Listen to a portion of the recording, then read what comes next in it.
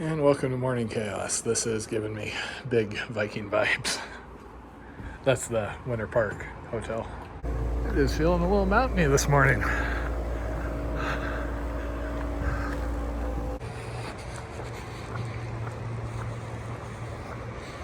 So I didn't really have any energy to do anything beyond necessities last night.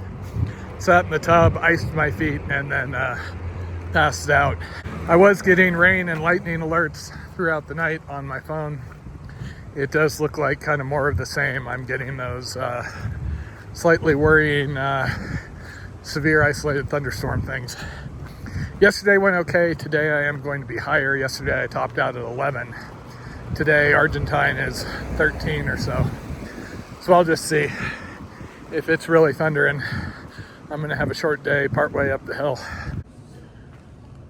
I think this is the first time I've not seen north sides. Okay, one Colorado mountain town resupply later, AKA expensive. I am going to head back to the hotel, spend a little extra time triaging this and trying to make sure I'm not bringing too much to get me into Breckenridge. I'm kind of out of practice as far as these long carries, and then get on up the hill. I am really wishing I had swapped in a few cold weather pieces.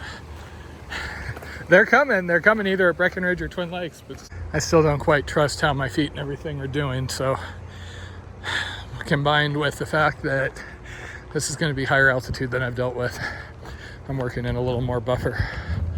Okay, a little bit of a late start. I have been psyching myself out over the weather and looking at options.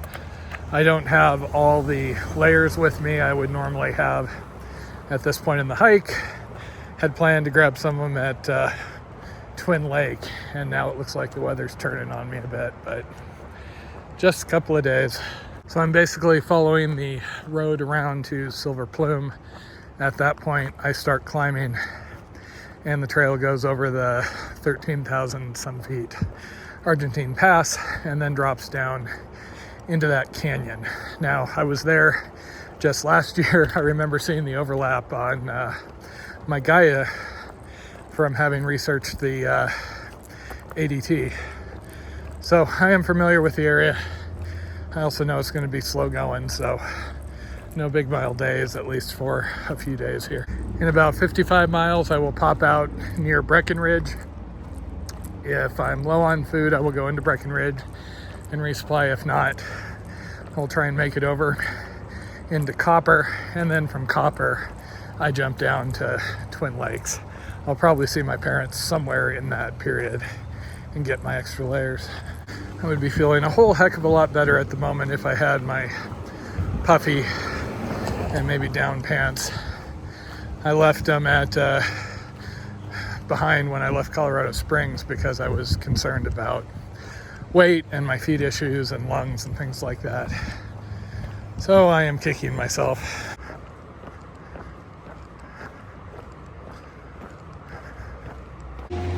People at the coffee shop were nice, at least.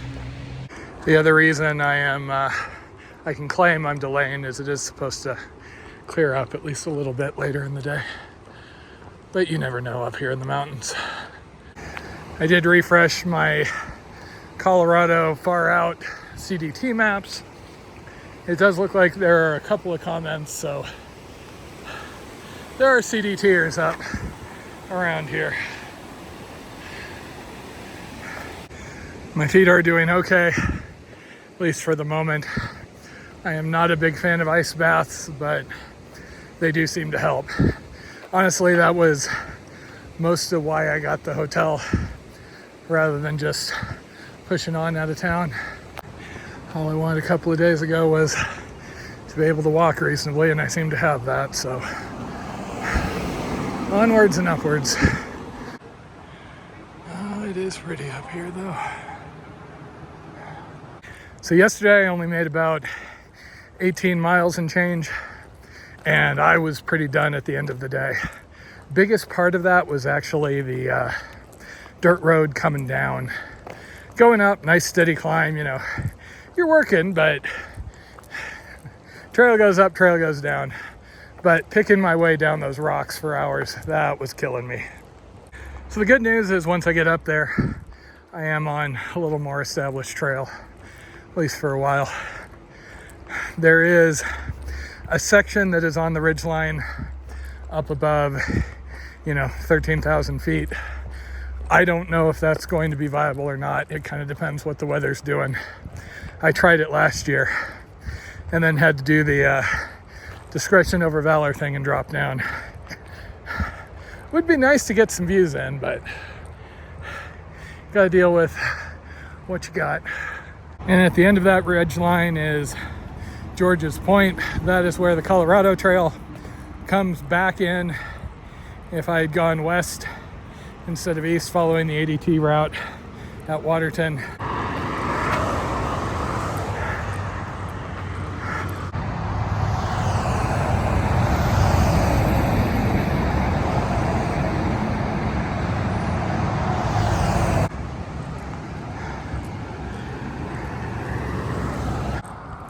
Okay, so the trail's gonna go up over there, over the ridge, up the backside, and into the clouds.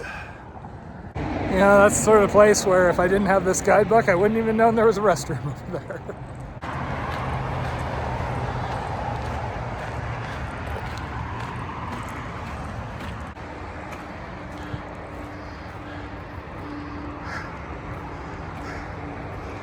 Oh, this is gonna hurt.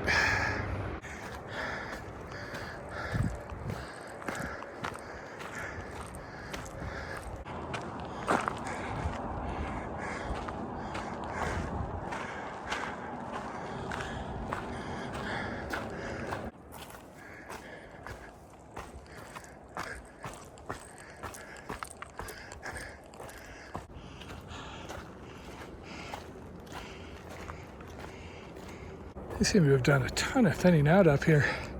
I'm not seeing that many dead trees. Wonder if they've been repairing the beetle kill from however many years ago. Also, it just feels bloody good to be climbing. I get on some of that steep rutted stuff and it makes me forget that stuff like this I'll do all day, which is good because I've got another like 3,000 some feet to go, I think. Oh, that view does not suck.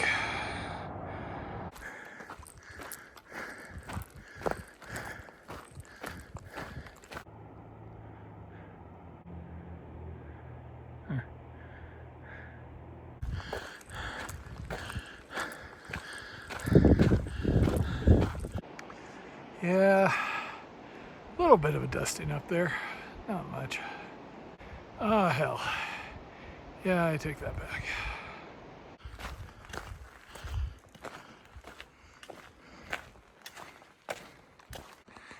Well, dang it. Seems like something I ate last night or this morning isn't agreeing with me. All sorts of fun today.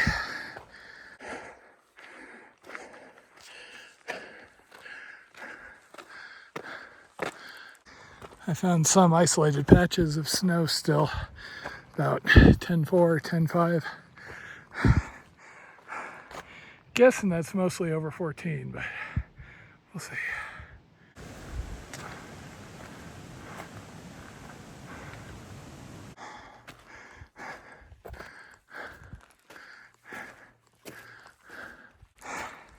So my goal is try and hit the pass and then get down as low as I can for warmth sake.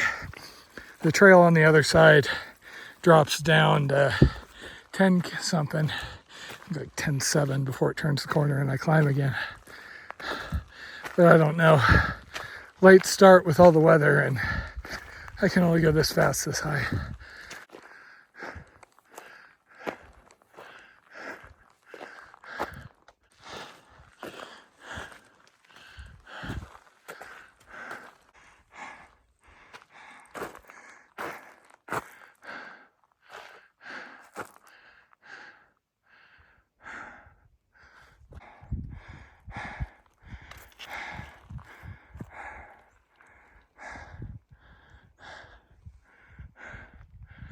Crap. Clouds are dropping. Close, but not close enough.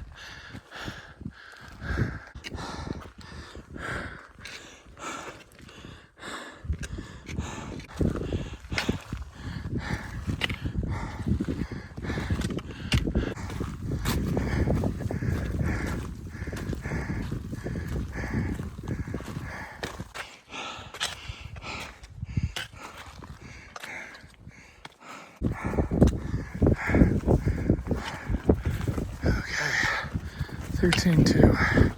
I am descending as quick as I possibly can. Weather has not been great. I'm more worried about tonight. Last time I was up here, there were people parked in their mountain sheep.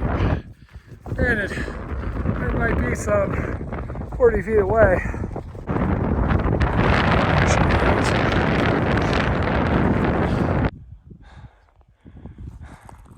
Well, that's probably a good sign.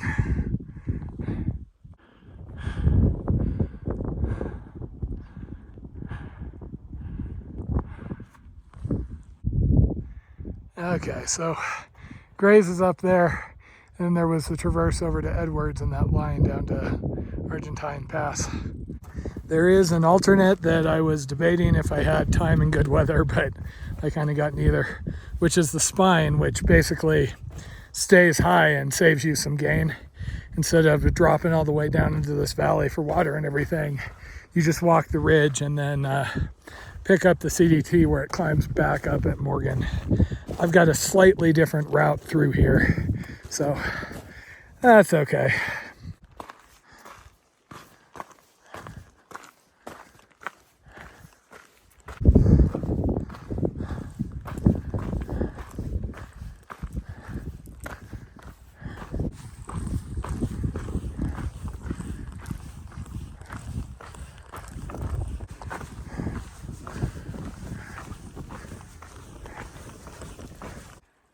Okay, 6:30. I wanted to make it a ways down that road into those trees, but we'll see.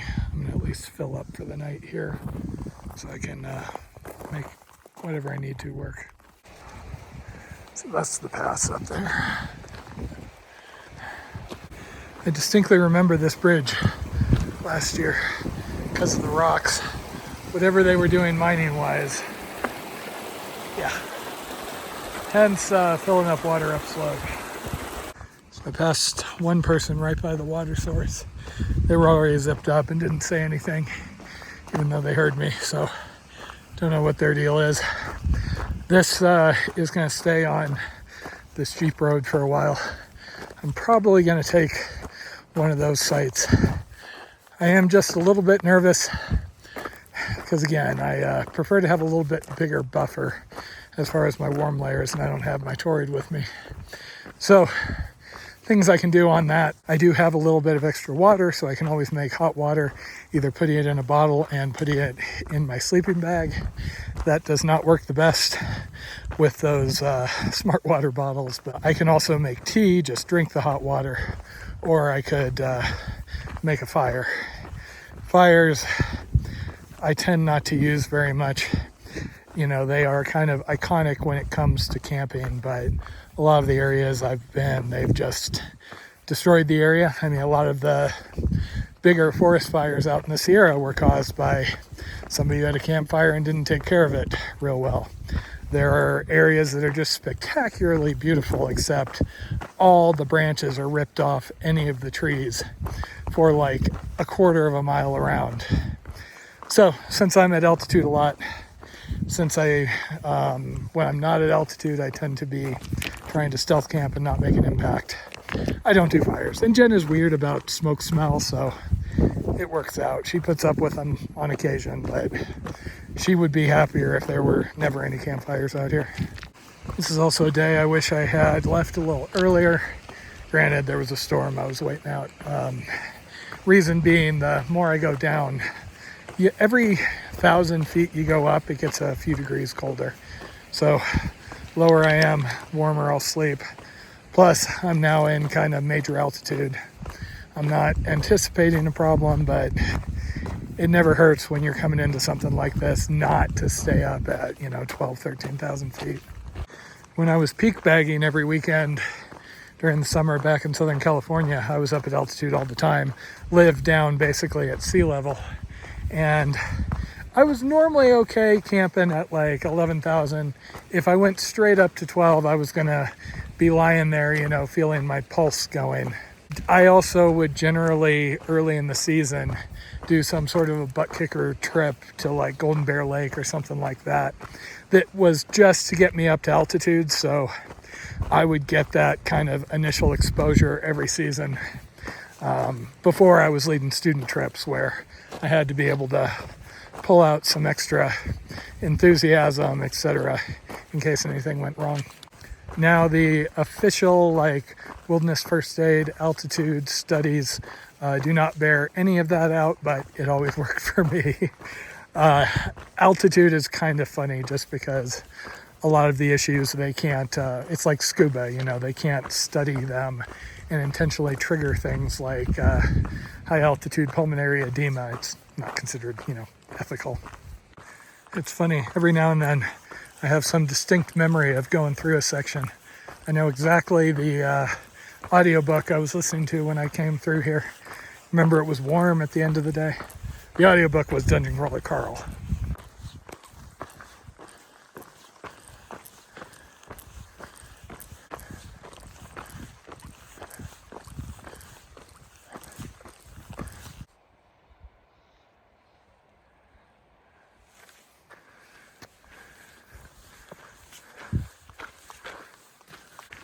Okay, 7:30, and I was hoping this was going to be unoccupied.